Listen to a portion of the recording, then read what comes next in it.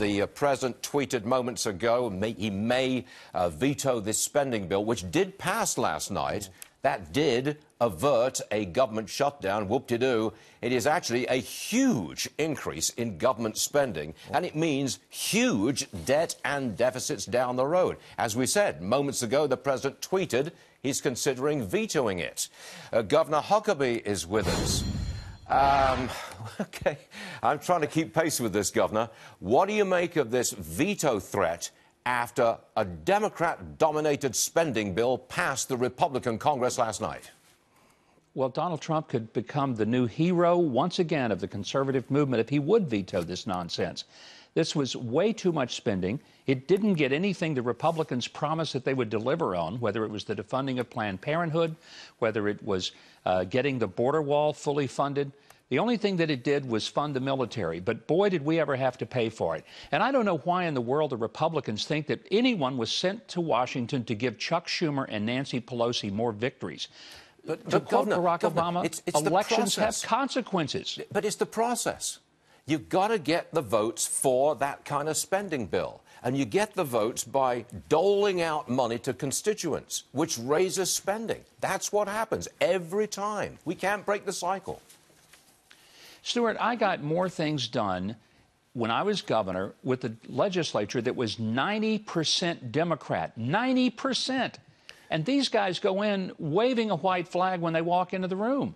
I mean, I'm sorry, but I'm so angry and frustrated. They don't put up the fight.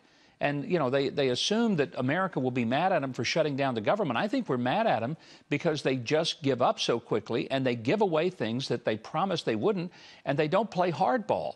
They've got to go in and say to Chuck Schumer and Pelosi and others, look, here are some things we're going to put on the table, and we're not giving up on them. And if you want to shut the government down, and if you want us to tell the whole country that the reason the government is closed is because you want to continue to kill unborn children, then fine, you go defend that. But we're going to try to get the military funded. We'll even fund DACA. We'll do some things. But we're not going to raise the budget to a busted level where the people 300 years from now are still paying for it. Governor, it seems like the president is trying to assemble a hard-line cabinet, a hard-line team in the White House. I mean, H.R. McMaster is out. John Bolton is in as the president's national security advisor. He seems to be, and John Dowd, he's out as the president's personal lawyer. I'm not really including that in the hard-line lineup. But that's what seems to be happening here, Governor, and I think you would approve of this. Absolutely. Donald Trump, the president of the United States, is in a fight for his life. The media is against him. The Washington, I don't call them the swamp, because swamps actually have a legitimate ecological value. This is a sewer. The sewer is after him.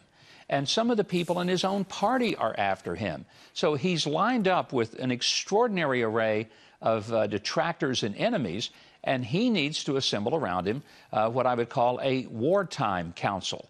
And that's what he's doing with his legal team. I think it's what he's doing with his national security team. And good for him, because he's in a battle. But it's not just a battle for his presidency. It's a battle for the people of this country who are sick and tired of having the government trample all over them. All right. Governor Huckabee, thank you for joining us, sir.